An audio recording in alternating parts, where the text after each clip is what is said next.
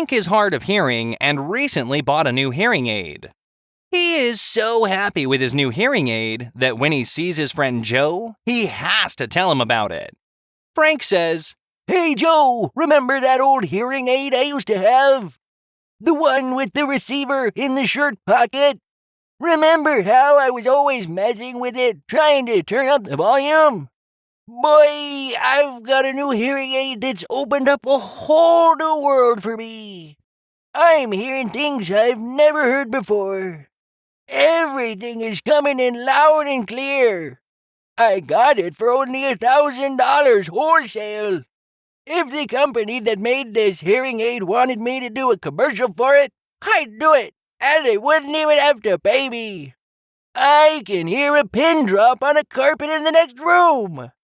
Joe responds, "Well, Frank, that sounds great. What kind is it?"